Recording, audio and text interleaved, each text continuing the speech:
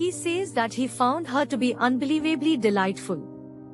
He found her so lovely that he thought that she had been sent to make him proud of her beauty and charms even for a short period of time. He says that her eyes are beautiful as two stars sparkling in the twilight. And her hair is dark and beautiful as the sky of the twilight night. He says that nature might have collected everything beautifully from the spring seasons and cheerful mornings to create her.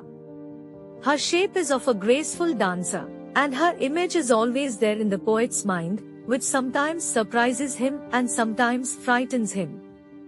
Her thought disturbs the poet everywhere he goes.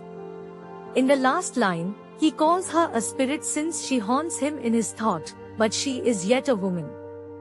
The poet speaks about his wife, who is mesmerized by her movement around the house, how freely she moves across the house and how graceful her movements are.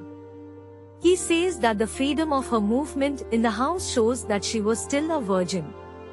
The poet says that when he looks at her face, he remembers her sweet promises.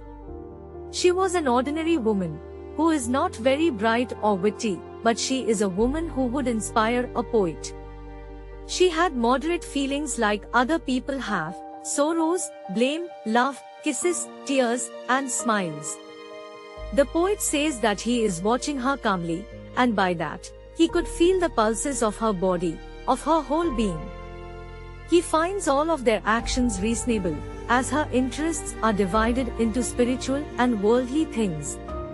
She is a person who could argue reasonably with anyone, and all her desires were not excessive, rather much mild. Wordsworth believes that God has created her in a grand way. She is a woman who was wise enough to tolerate unpleasant things in her life. But in spite of all, she still looked like a spirit because of her resonating and bright, beautiful life.